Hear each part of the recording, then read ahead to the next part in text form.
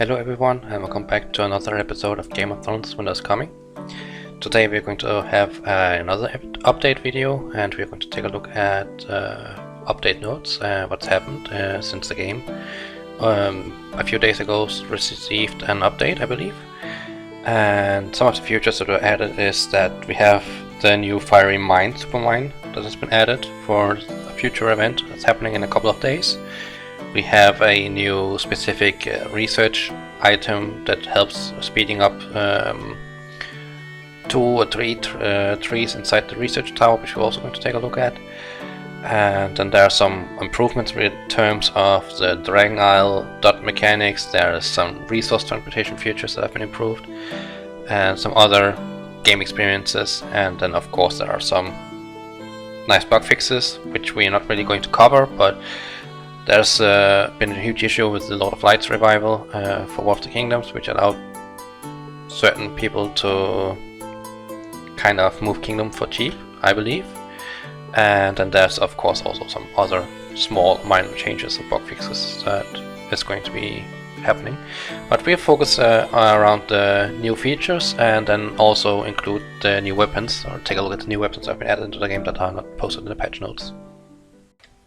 First of all, we take a look at specific research trees, if we can call it like that has been added in the last update. And the only change you can see is that they have gotten the icon up in the top corner, and it says that you can use the small text code, which is the item, that's the research specific item. And the main reason for why it's specifically these two trees is probably because that these unlock T4s, and you also need the production trees to actually be able to unlock T4s. And it's a mechanic they've added to the game for new players to catch up faster, I would assume, so that they can get the T4 level faster, because a lot of players are starting to get to the T5 point, or some players are. So with newer players only having access to T3, they will be far behind, so giving them T4, at least it speeds up the progress, and overall also helps them catch up to some of the others that have played for years in this game. But personally, I think it's a nice touch, it's a nice gesture towards the newer players, and I like it. We also have the new Supermine added to the cross-server page, Fiery Crystal Mine. And Supermine is the red mine that's been added in the middle. We still have the local mine and the cross-server mine, which are still working as normal, although they have added fragment chests or fragments into the thing now, so that will change it up a little bit, but we'll take a look at that in the next segment when we take a look at the weapons. But the Supermine is something that's not currently available. It opens up in roughly 4 days, so that's probably, I believe, Thursday next week or something like that, and either Wednesday or Thursday. And we have gotten some few rules in regards to Supermine. You can see here in Supermine battles, troops will take real damage, and the casualty rate is 20%, which is pretty standard. 1/5 of the troops that's dead are lost, gone, or wounded is gone. 50% of the troops lost in the Supermine battles will be resurrected. So, and all honestly, it's probably only 10% casualty rate then, because 50% will be resurrected anyways. Ranking rewards will be distributed at the end of the Supermine event according to the occupation time. So there's a occupation limit or a ranking, and the one that holds it the longest will get the top prize. While if you only hold it for a few seconds, you might get a lower price, and you'll still get a prize for it. But it's a ranking system based on timer. The ally attacks are permitted in Supermine battles, which means that you can of course attack people that are in the same alliances, which is probably going to be really interesting. Not going to create any drama at all, but we'll see about that. And players must deal damage in a Super League battle, or Supermine battle, sorry, in order to view its battle report. So you can't scout out with a 1 troop march. You have to put out a good amount of troops to actually do a dent, and if it's someone that's really strong inside, then you will actually need to almost send out, I would assume, half a march or more to actually get some information about it. So overall, I think it's a really nice change. It's different from the normal mines or the other mines, because you can send out 1 troop scouting to get a report. So it'll be interesting. I believe the top prize is going to be the area weapon, and it's something new.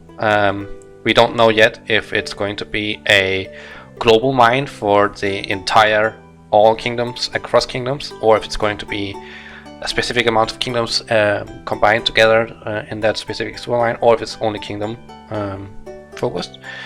But we'll see about that in 4 or 5 days, and that would be interesting. We are now taking a look at the newly added weapons that also followed along with the update. A lot of them haven't really been added into the game in a way that you can get them, but they are patched inside, so we can see some of the stats that are on them. And you can see very fast that the area weapon is pretty standard. It's similar to the Chris weapon, and I believe it's going to be this specific weapon that's going to be in the Supermine. You can also see that we have fragments now for all the weapons. So, like I mentioned, normal mines will also drop fragments for the Oath now. So once you have 100, you can go in here and redeem it. There's a spyglass when you click on the main hand tab under your Commander's tab, which will lead you inside the weapon list. And this particular thing is probably something good. It allows at least for a more general chance to actually get fragments and get the Oath weapon, rather than having to get the entire weapon from a chest. I believe it's also something to potentially set up that the weapon chests are coming to the Black Diamond shop. Probably some randomized chests similar to badge chests, maybe, just in weapon fragments format, if you can say like that. But that's just speculation from my part. I overall think that it's a great change that we have fragments now, so now we can actually try and get weapons other ways than having to just pull out the weapon chest inside the mines. And you can see there's a lot of new weapons added. There's for Hector, Raymond, which I believe has gold production as passive. I believe this will be similar to the Surin one, where it's going to be a collectible stat rather than a definitive have to be in battle stat. Gorl has his as well, Haley, Peter, Annie. I also saw that Arya has, so a bunch of new weapons have been added to the game. How we are going to get them is unsure, but we'll somehow get them at some point, I would assume. Lastly, we are going to take a look at the new transportation system or banking system, whatever you prefer to call it. But it was a slight update to that as well. It's fairly easy. You can go in as usual, pick whatever resource you want to send, and then click confirm, and it will send out. But the good thing is now it doesn't reset, so you can click again and again, and it'll send out until you don't have any marches left or any resources left of that specific resource that you want to send out. So that's a quality of life update. I personally think that it's a really great update in that regard, because it was really annoying having to always send it, confirm, send up the resources, then pick up the resources that you want to send again, click confirm, confirm another time that you want to send it, and so on. So right now it's really great, it's really fast paced, and personally I think it's a really great update in that regard. But these were like the main parts of the updates that were added in the last patch. We had some presets for refinement as well that were supposed to be added, but they ended up pulling them out again shortly after due to some issues caused by them. So we'll probably have them out in next patch. And yeah, hope you like the video. Like and comment if you want to, subscribe to the channel if you're new, and if you want to play the game, then the link is down in the description below, as well as it is for the Discord group for the Game of Thrones Winners Coming game. And if you want to take a look at where I get my music from, then I'll leave a link to the channel down below as well. So I hope you all have a great UC season or AC season. Hope those teams that are qualifying for UC will have a nice time there as well. Have a nice weekend and take care. Bye bye.